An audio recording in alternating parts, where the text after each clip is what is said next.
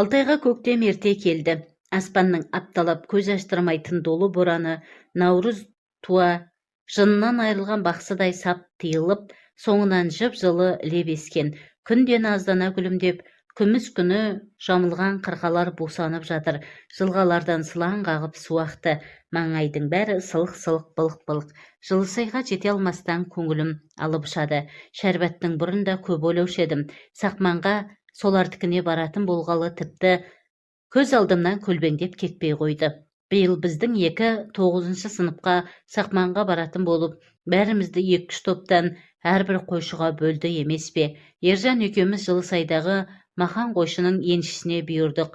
Ержан, асықпа 2-3 күннен соң барайық, оған дейін моншаға түсіп дем алып дегендей деп біраз азғырғанымен, сен сөйт, екеуміз бірдей кергіп жатып алсақ, Махан мектепте шағынып жүрер деп өп-өтірік қорыққан болдым. Шәрбәтті көруге ынтығып тұрғанымды сездірмеуге тырыстым. Әкеме де шөпке ортақ қылғанша бурылды Сақманға мініп кетейін деп қолға салдым. Шәрбәт өзгерді ме екен. Күзде қаладан шашын қидырып, көздің асты үстін көк бемегек қып бояп келіп, бұлғақтап жүргенде сұлу еді. Оқуға түсе алмай қалғаны қандай жақсы болды.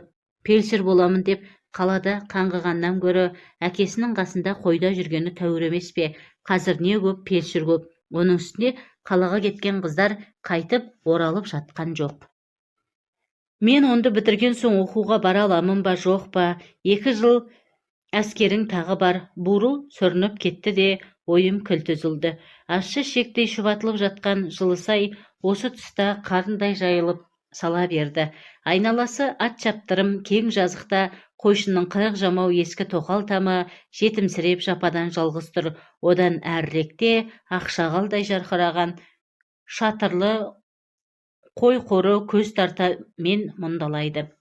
Ат дүбіріне естіп алдымен үй тұрды. Одан соң тоқал тамнан әлдегім жүгіріп шығып, қырдан құлдилап келе жатқан жалғыз салт аттыға телміре ұзақ қарады.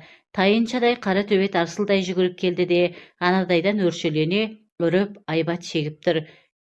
Есік аузында менен көз алмай тесіле қарап тұрған Маханның жалғыз ұлы Жолтай екен. Ассалаумағалейкум. Жолтай даусын соза амандасты. Көкемдер үйде жоқ, тойға кетті, деді Жолтай асығып үсігіп. Мен аттан түсіп қол алып амандастым. Киізбен қапталған аласа ауыр есікті сықырлата ашып ішке кіргенімде, дегенде будан ештеңе ажырата алмадым. Ала көлеңке үй іші ақ монша. Қалай қарар жүрерімді білмей, есік аузында бөгеліп қалдым. Жолтай кім екен келген? Шәрбәт үні құмығып естілді. Қыздың даусы шыққан жаққа барлай қарадым. Ақ тұманның ішінде басын жуып отырған қыздың сұлбасы көзге шалынды. Пеш дүрілдеп жанып жатыр. Үстіндегі беті ашық қара қазан сарқ-сарқ қайнайды. Иіс сабын мен хош иісі үй ішін жайлап алған. Жолтай сыртта ат байлап, мен қызбен амандасудың ретін таба алмай сипақтап қалдым. Бетіндегі көпіршкен сабынды алақанымен сипап салып, мен жақа сығырая қарады. Көзінің сабын аштып жіберді ме, қайтадан басын шайып жатып, төлеш, адасып жүрсің бе, төрлет деп қуанышын жасыра алмай, төргі үйге өтіп кет, аяғыңды шешпей ақ қой, жердің бәрі су. Төргі үй кең де жинақы екен. Есіктен төрге дейін оюлы сырмақ жайылған. Оң жақта кереует, одан жоғары үлкен сандық тұр. Сандықтың үсті толы жүк. Кереует тұсына ілінген сарғыш кілемнің жоғары жағында Шәрбәттің үлкейтілген фотосуретіне бірден көзім түсті. Жазда қалаға оқуға барғанда түссе керек, шашын қос бұрымғы бөріп алдына жіберіпті. Мойыл қара көзден нұр шашады. Жүзінде жұмсақ жымиыстың ізі бар. Уылжыған шие ернін сәл қимылдатса болды. Маржандай аппақ тістері жарқырап күле салатын сияқты. Кешке қойды қоралап, қозыларын емізіп бөлек қамағаннан кейін үйге кіріп, Жолтай, Шәрбат үшеуміз жетілік шамның жарығымен отырып тамақ іштік. Жолтай тамаққа тойған соң мысықпен ойнап, өзімен өзі болып кетті. Менің екі көзім Шәрбатта. Қыздың ашық жүзі албырап, мойыл көзіне мейірім шуағы ұялаған, иығынан сәл төмен түсіп тұрған қою шашын әлгінде ғана бүйралап алған, еңкейіп кесесін қолына алған кезде шашы сусып бетін жаба қалады да, басын көтеріп, ширік саусақтарымен шашын сәндеп, қайта іліп алып, кейін қарай қайтадан сайын сүйкімді кескіні одан әрі құлпырып көрінеді. Шәрбат бұрын тұнық қыз сияқты еді. Бүгінгі әңгімесі аузымның суын құртты. Мен келгелі қаладағы қызықтарын айтып тауса алар емес. Біраздан соң жолта есінеп, құсынап, қалғып шолғый бастады. Шәрбат күлімдеп жүріп үстел жинауға кірісті. Әр қимылы, әр сөзі өз бойына қандай жарасымды. Ішіп жеп құмарта қарағанымды ұнататында сияқты. Кейде көзіне көзім түйісіп қалғанда, көңіл түкпіріндегі қызу шоқты кесіп өткендей өн бойым өртеніп қоя береді. Үстелге жиналып болған соң қыз төсек салу қамына кірісті. Мен иығыма шолақ тонымды жамылып тысқа шықтым. Түн жып-жылы, ойдағы күршім жақтан майда леп еседі. Шіркін, осындай жылымық түнде Шәрбатпен қол ұстасып қыдырса ғой баяғыдай. Мен 7-ші кластамын, ол 9-шыда. Екеуміз кешке мектептен бірге қайтатынбыз. Шәрбат біздің көршінің үйінде тұрып оқыды ғой. Сонда күздің қара суығында, қыстың долы боранында, көктемнің мамық түнінде қол ұстасып мектептен бірге қайтушы едік-ау. Ол кезде мен аурушаң әлжуаздау едім. Жолда ұлдармен төбелесіп қалсам, шырылдап мені қорғаштап жүретін. Бурылдың алдына шөп салдым, жалын тарағыштадым, арқасын қақтым. Жолы болар жігіттің деген осы шығар. Махандардың тап бүгін тойға кете қалғанын қарашы. Шәрбатқа жасырмай сырымды ақтарайын. Бүгіннен соң ыңғайы келе бермес. Маған төр алдына төсек салып қойыпты. Сол жағымда жайма төсек. Жолтай пысылдап ұйықтап жатыр. Үй іші ұядай жып-жылы. Тез-тез шешініп, құс төсекке жантайып жатып, қарсы алдымдағы қыздың кереуетіне ұрлана көз тастап қойдым. Менің шешініп жатуымды күтсе керек. Біраздан соң ауызғы үйден ыдыс-аяқты сылдырлатып бірдеңе істеп жүрген Шәрбат та жетілік шамды жалп еткізіп үрлеп өшірді. Үй іші тастай қараңғы. Шәрбат есікке соғылып қалардай елегізіп жатырмын. Осы кезде қыздың аяқ тықыр естілді. Ақырын басып төсегіне таяды. Сусылдатып көйлегін шешті. Басымды жастықтан көтеріп, демімді ішіме тартып, Шәрбат жаққа тесіле қарадым. Қараңғыға көзім үйренді, білем. Ақшыл көкірекшеммен тұрған қыздың жалаңаш сұлбасын ажыратқандай болдым. Айдың жоғына қарашы.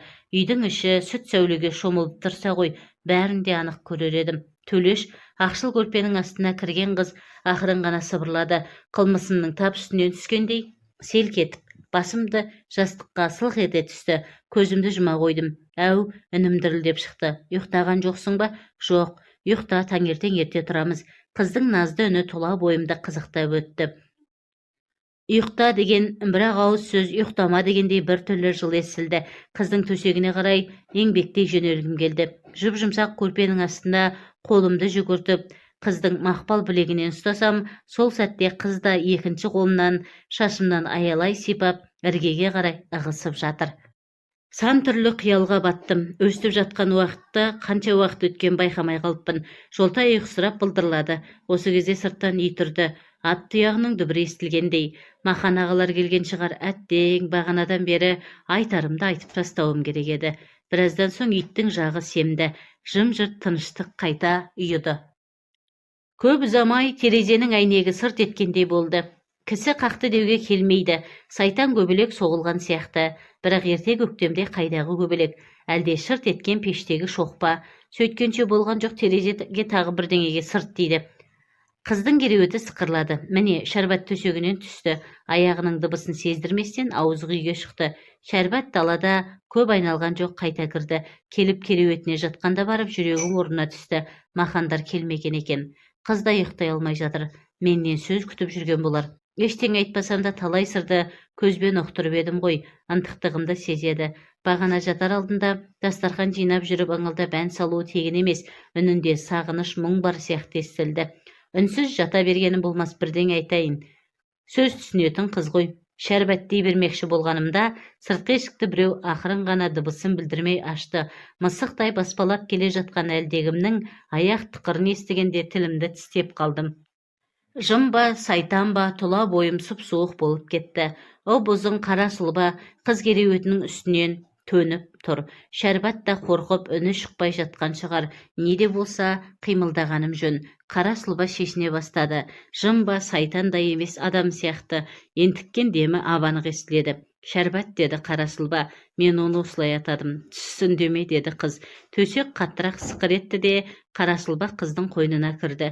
Өңім бе, түсім бе, жүрегім өрекпіп аузыма тығылды. Әлгінде ғана хан тағынан биік көрінген кереует аяқ астынан әждақадай суық тартты. Қорқыныштан ба, қызғаныштан ба, ызадан білмеймін, өн бойым безгегі қысқан жандай қалшылдап барады.